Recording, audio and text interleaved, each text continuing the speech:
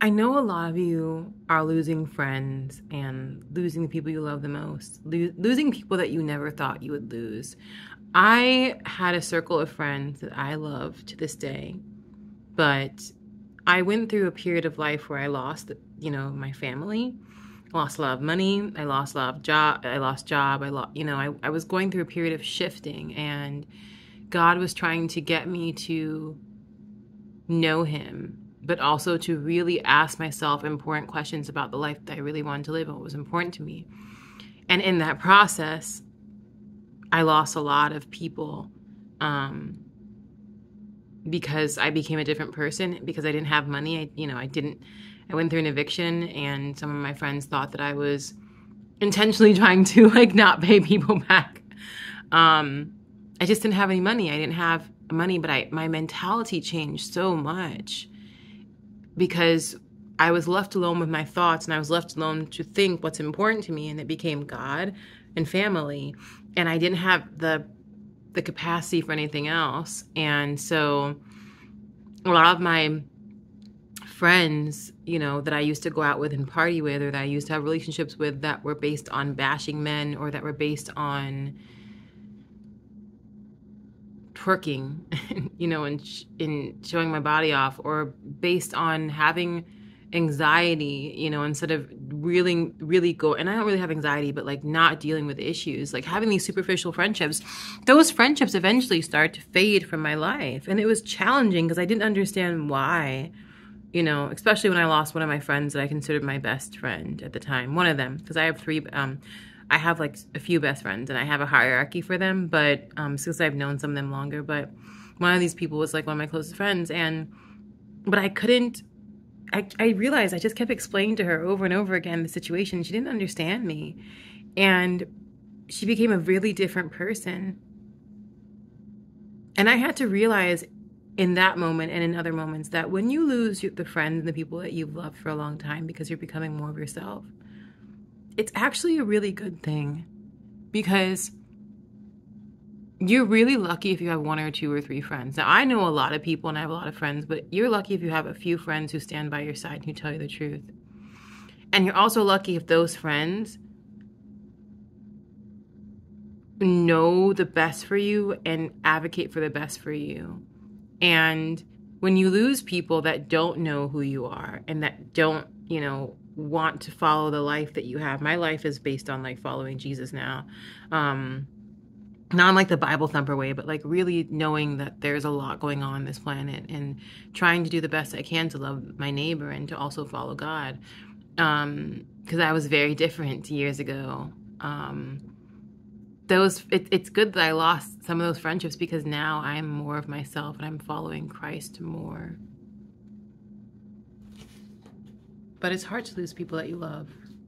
It's hard to lose people that you've loved, but once you become more of who you are, it's hard, but it's actually normal that you start to lose those friendships that no longer serve who you are. Because why would you have people around you that don't know you and that think something different of you? And also, if you don't have the same goals, like you guys are just not meant to be friends anymore. You can love them from a distance, but the point of this video that I want to say is like, it's okay if you lose people because you're trying to like become who God made you to be. It's actually good, because if you surround yourself with people all the time who are not encouraging you to be the fullness of who you can be, then you're going to it's very challenging, I will say this, to stay on the path that you want to be on, because as humans, we crave community and connection.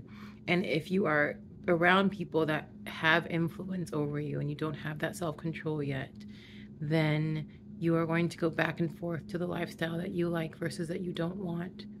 And I've had to really ask myself, and being broke really was a time where I asked myself, what is it that I really want and need? And it was like, I want to really be closer to God, because I tried the manifesting thing. I tried doing all these other things people would tell me to do, and it didn't work. I tried having all the sex. I tried, dating. I tried, doing lots of different things. Didn't work for me. So going back to Jesus, worked for me. And it wasn't like I wanted to go back. It presented itself to me and it made sense.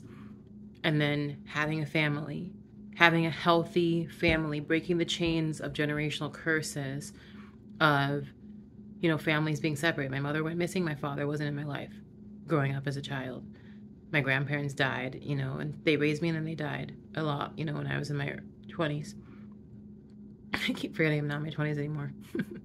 And then my father's father was not in his life. And I'm like, I'm not doing that for myself. So breaking that chain, having the stable family is important to me.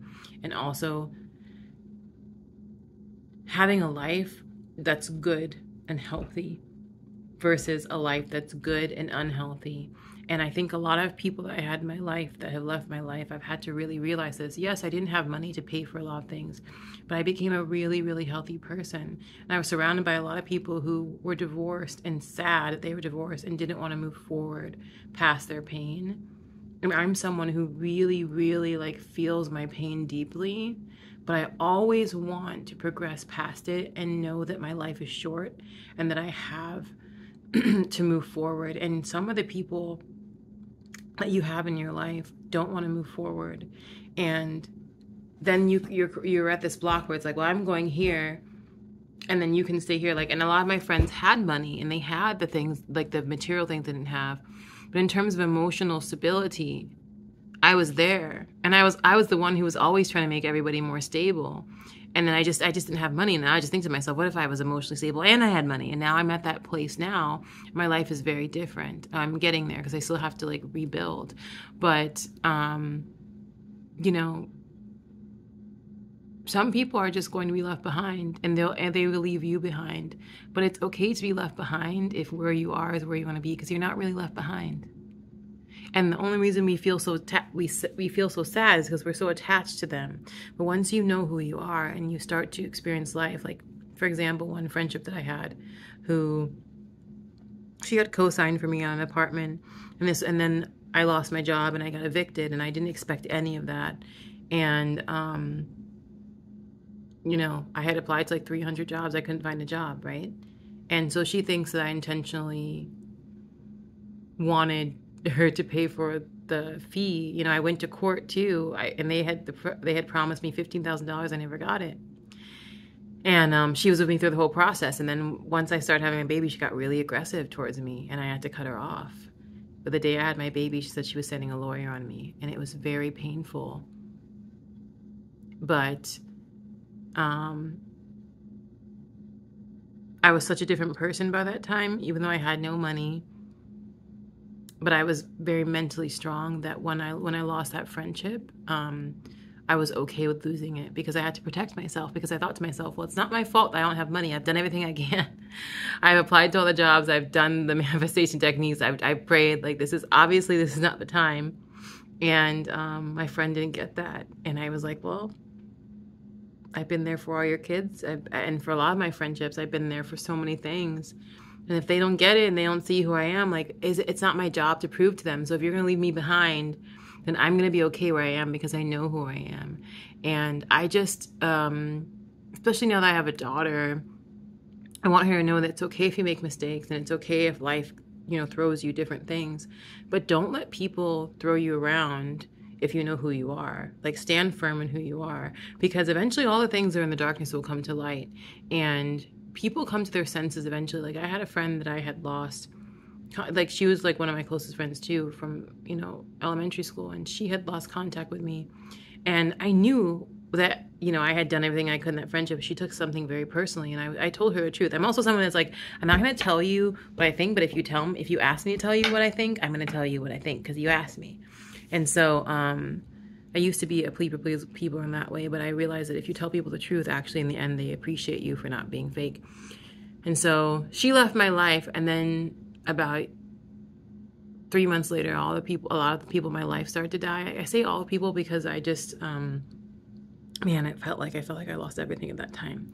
I'm much better now though. But my grandparents died, who raised me, and my father's heart tore in half. So he had a neurotic dissection, and so she reached out to me, and since then she's been reaching out to me, and she wants me to go to her wedding. So you know, people do come back around, but you have to know who you are, and you have to not let people toss and turn you, no matter what life is throwing at you. You know, being broke is very hard, and there's a lot of shame, and there's still a lot of people that I have to pay back. But if I did everything I could to avoid it, then obviously God's like, well, I'm going to redeem it for you. Don't worry about it. But what I was also shown through this process is who's for me and who's against me.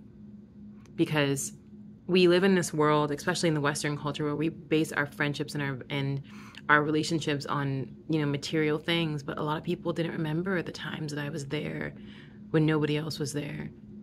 You know, when I got up to be with their kids, you know, I had this group where I was the only one who saw everybody's kids because I was there. Even though I was broke, I did the best I could. So, but I couldn't, you know, keep up financially. And then I was also in a relationship. So, you know, all the other things I did weren't valued. So it's okay though, because when I got to see the people who were in my life, I really just looked at like the layout of my friendships. It's like, well, these are the people that matter the most to me because they've been with me through thick and thin. And those are people that you treasure the most. So don't feel so bad if you lose people, because sometimes it's actually a blessing. Because all the money that, you know, all the money, the evictions, the credit, all these different things are going to be restored. But if your friendships are only based on the superficial, then those are not your friends. They were not your friends. And God is going to bring you the people that are going to be there for you. And God is going to remove the people that don't need to be there anymore. But you have to learn to let go, and you have to learn to let God just take everything from you and then repair and restore everything. It's like the book of Job, where Job lost everything in the Bible. And then when he finally surrendered and he, you know, learned the lessons, everything was restored. And that's what will happen with your friendships. And I already see the fruit of that. But the other reason why I wasn't also very sad about losing my friendships is because when I prioritized family, Yohan, my husband, has a huge family. And I got that. And that was important to me.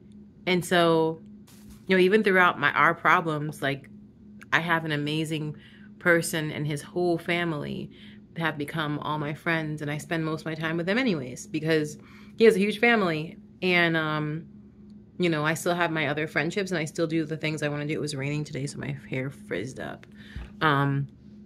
But yeah, don't be so sad when people leave your life, because people come back over time. If they really, you know, if they're meant to be in your life, they come back. But also, don't let people toss and turn you, because no one knows how to live this life perfectly. Some people might be mad at you because people were mad at me because I didn't have money, and they didn't. But nobody sat with me and asked me about how we can make more money, or, you know, what's really going on with you. Nobody saw the emails, the countless emails. But also, there are other things my friendships have to work on.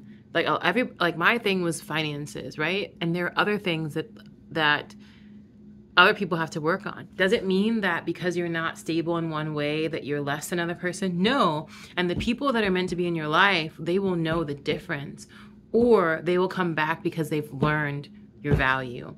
And so always put your value in God, and always just let people go when they go, because God restores relationships when they're supposed to be restored, and God keeps people in your life that should be in your life. And I have a solid group of friends who know me through all my stages.